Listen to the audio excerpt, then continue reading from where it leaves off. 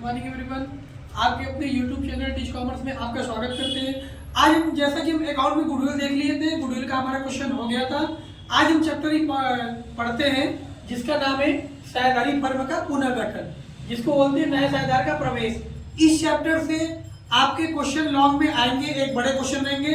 तो समझते हैं ये साझेदार का प्रवेश कहलाता क्या है, what is admission of partnership. ठीक है, तो समझते पहले प्रवेश समझ लेते हैं कि पार्टनर्स का प्रवेश क्या होता है। साझेदार का प्रवेश फर्म में सभी साझेदारों की सहमति से किसी नए व्यक्ति को साझेदार के रूप में सम्मिलित करना साझेदार का प्रवेश कहलाता है। जैसे एग्जांपल की बात करते हैं, सपोज दैट मान लीजिए एक फर्म है जिसमें ए और बी साझेदार है और जो 3:2 के अनुपात में ले रहे हैं। अब सी जो है, सी को इसमें प्रवेश चाहिए। जब सी को इसमें प्रवेश चाहिए तो दोनों की सहमति होनी चाहिए। बिना दोनों की सहमति से ये साझेदारी प्रवेश नहीं कराएगा। तब ये दोनों सहमत हो जाते हैं कि ठीक है सी को भी शामिल कर लेते हो, तो पार्टनर कितने बन जाएंगे, ए बी और सी, 3 पार्टनर हो जाएंगे फर्म के। तब फिर जो इन तीनों का रेशियो होगा वह भी चेंज हो जाएगा। तो ये तो समझ में साझेदार का प्रवेश क्या होता है। मेनली इसमें थ्योरी में हमें ये नहीं समझना है। अब हम समझते हैं कि जो साझेदार के प्रवेश करते समय कितने तरह के खाते बनाए जाते हैं। पेपर में जरूर पूछता है क्वेश्चन, ध्यान दीजिएगा।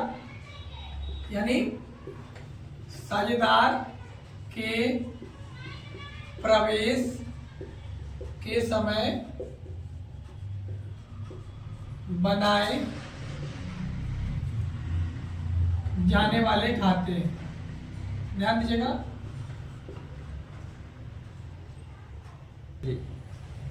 तो साझेदार के प्रवेश के समय, साझेदार के प्रवेश के समय बनाए जाने वाले खाते, कितने तरह के खाते बनते हैं ध्यान दीजिएगा। 4 तरह का खाता बनता है। सबसे पहले समझते हैं साझेदार पुनः मूल्यांकन खाता। क्या बोलते हैं इसको, पुनः मूल्यांकन खाता पहला बनता है। पुनः मूल्यांकन खाता जिसको बोलते हैं रीवैल्यूएशन अकाउंट। रीवैल्यूएशन अकाउंट मैं अभी इस पे चर्चा करता हूं। सेकंड बनता है साझेदारों के पूंजी खाते। साझेदारों के पूंजी खाते इसको बोलते हैं partners capital account. Partners capital account, sorry, ठीक। थर्ड में बनता है रोकड़ या बैंक खाता। रोकड़ या फिर बैंक खाता जिसको बोलते हैं कैश या फिर बैंक अकाउंट। और जो चौथा होता है वो बनता है नया आर्थिक चिट्ठा। नया आर्थिक चिट्ठा जिसको बोलते हैं new balance sheet. New balance sheet, ठीक।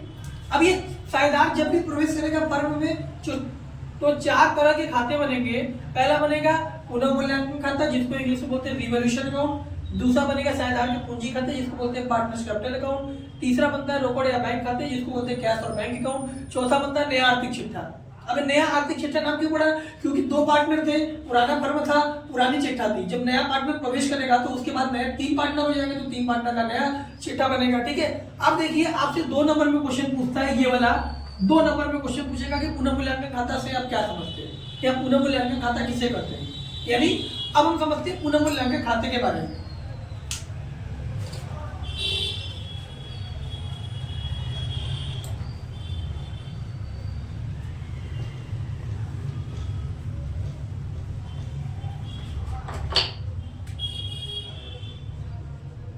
पुनः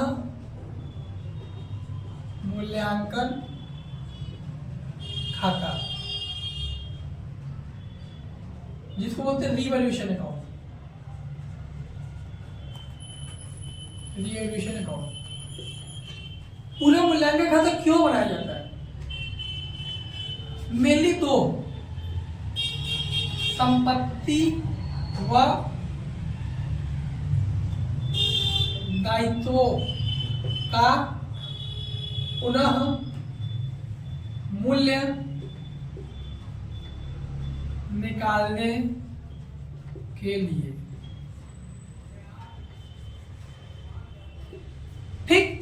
मैंने क्या बताया, संपत्ति और दायित्व का पुनः मूल्य निकालने के लिए पुनः मूल्यांकन खाता बनाते हैं। यानी जैसे एग्जांपल की बात करते हैं, ए और बी कोई फर्म में साझेदार है, उनके पास 5,000 का मान लीजिए मशीन है। सपोज मत समझिए दो पार्टनर है, 5,000 का मशीन है, तो 2,500 इनका हो गया, 2,500 इनका हो गया, जो भी अनुपात के अनुसार बोलेगा रेशियो। लेकिन अगर सी कहेगा कि सी को प्रवेश चाहिए, सी प्रवेश अगर करेगा फर्म में, तो ये मशीन फिर 2 का नहीं रहेगा, फिर ये मशीन किसका हो जाएगा, 3 का हो जाएगा। तो इसका हमें फिर से वैल्यू निकालना पड़ेगा। तो इसी वैल्यू को निकालने के लिए जो हम खाता बनाते हैं उसे क्या बोलते हैं, पुनः मूल्यांकन खाता। ये आपके बोर्ड के पेपर में वेरी वेरी इंपॉर्टेंट टॉपिक से ये पूछेंगे जरूर, आपसे पूछता भी है पुनः मूल्यांकन खाता किसे करते हैं। तो आप बता देंगे साझेदारों के मध्य यानी संपत्ति और दायित्व का पुनः मूल्य निकालने के लिए जो भी खाता बनाया जाता है उसे क्या कहते हैं, पुनः मूल्यांकन खाता, जिसको रिवॉल्यूशन अकाउंट के नाम से भी जानते हैं। अब उसके बाद हमारा आता है साझेदार के, देखिए इसका नमूना नहीं बताया, इसका हम सैंपल बताएंगे अभी, जिसको बोलते हैं नमूना। क्योंकि इसका नमूना आपको 4 खाते बना लेंगे तो आपको अकाउंट का ये चैप्टर क्लियर हो जाएगा। ये चैप्टर से लॉ में क्वेश्चन पूछता है न्यूमेरिकल। तो ये पुनः मूल्यांकन खाता आपको क्लियर हो गया। इसके बाद दूसरा मेरा खाता है साझेदारों के पूंजी खाते। तो क्या होता है पूंजी खाते, यानी साझेदारों के पूंजी खाते,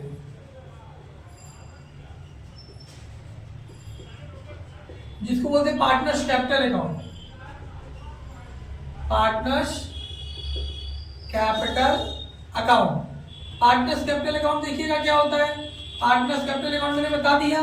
पार्टनर्स कैपिटल अकाउंट साझेदारों के पूंजी को जानने के लिए, क्या चीज, साझेदारों के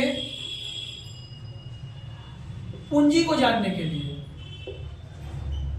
यानी अगर साझेदारों की पूंजी का वैल्यूएशन निकाला जाता है तो उसके जो खाता बनाया जाता है उसको क्या बोलते हैं, साझेदार के पूंजी खाते। क्योंकि अगर मान लीजिए सपोज दैट कोई पार्टनर है, 2 पार्टनर है, इनकी पूंजी मान लीजिए ए है, बी है, ए है, बी है, ठीक है, ये 2 पार्टनर है, ठीक है। अब अगर सी आएगा तो फिर से हमें वैल्यू निकालना पड़ेगा। सी आएगा तो एक खाता बढ़ जाएगा, इसलिए साझेदार की पूंजी खाते निकालते हैं। यानी या पूंजी का पता करने के लिए जो नया साझेदार आ रहा है वो कितना पूंजी ला रहा है, और साझेदार पूंजी खाते साझेदारों की पूंजी को जानने के लिए बनाया जाता है, ठीक है। अब थर्ड हमारा आता है रोकड़ या बैंक अकाउंट। रोकड़ या बैंक अकाउंट, सॉरी रोकड़ या बैंक अकाउंट, पहले बैंक खाता, जिसको बोलते हैं कैश या फिर बैंक अकाउंट। अब कैश या बैंक अकाउंट क्या होता है, अब देखिए जब कोई साझेदार प्रवेश करेगा तो उसके आने से कभी कभी बैंक बैलेंस घट जाता है और कभी कभी बैंक बैलेंस बढ़ जाता है। तो इसको जानने के लिए हम क्या बनाते हैं, रोकड़ या बैंक खाता, ठीक है। अब नेक्स्ट समझते हैं नया आर्थिक चिट्ठा, यानी new balance sheet. New balance sheet, नया आर्थिक, देखिए आर्थिक चिट्ठा सबसे पहली बात है कि ये क्यों बनाया जाता है, व्यवसाय की आर्थिक स्थिति को जानने के लिए। यानी व्यवसाय की आर्थिक स्थिति को जानने के लिए,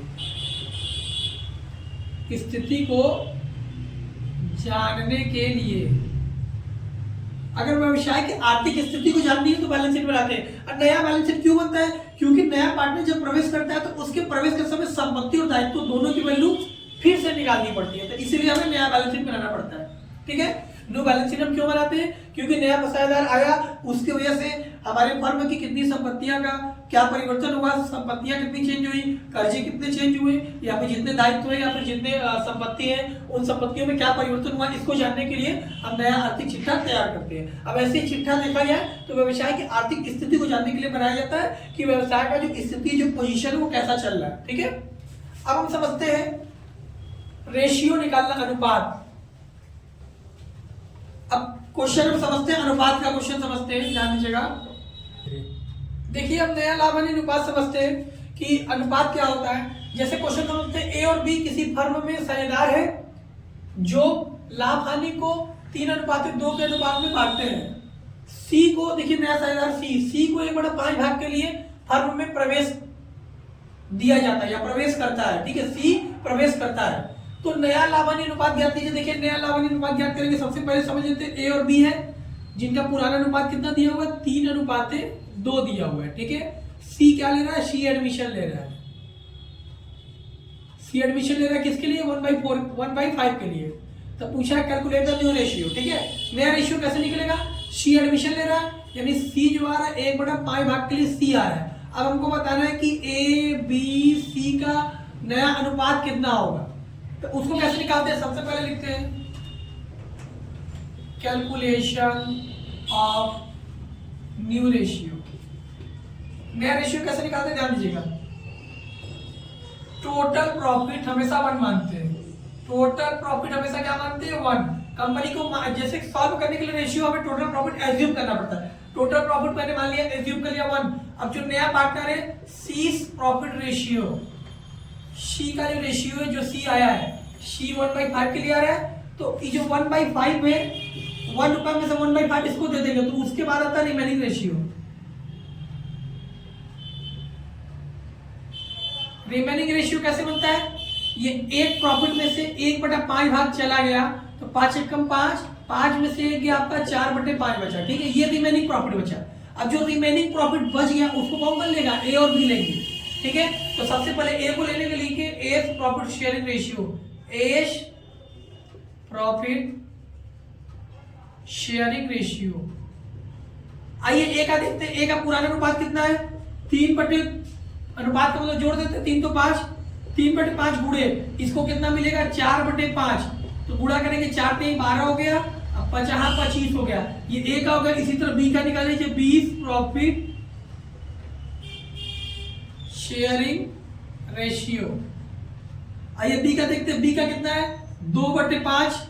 अब गुणे कर देंगे 4/5, तो 4 दूना 8 हो गया, 25 हो गया, 8 बचे 25। ठीक है, अब हम सी का देखते हैं, तो सी तो 1/5 के लिए है ही, तो हम लिख देते हैं ए अनुपाते बी अनुपाते सी। ए का है 12/25, बी का है 8/25 और सी का है 1/5। ध्यान दीजिएगा, सी 1/5 है, यहाँ 25 है, यहाँ 25 है। सी के रेशियो को अगर इसको 25 करना है तो दोनों में 5 का गुणा कर देंगे, तो 5 में गुणा कर देंगे, 5 का 5 बचा 25, ये 5/25 हो गया, ये 8/25 हो गया, और ये हो जाएगा 12/25। ठीक है, अब तीनों का नीचे 25 कट गया, तो न्यू रेशियो कितना है, 12:8:5। ये आपका क्या हो गया, एबीसी का न्यू रेशियो हो गया। क्या हो गया, ये एबीसी का न्यू रेशियो। इस तरह हम रेशियो निकालते हैं। अब नेक्स्ट वीडियो में हम आपको और भी रेशियो के क्वेश्चन चर्चा करते हैं। तब तक के लिए लाइक कीजिए, सब्सक्राइब कीजिए। थैंक्स।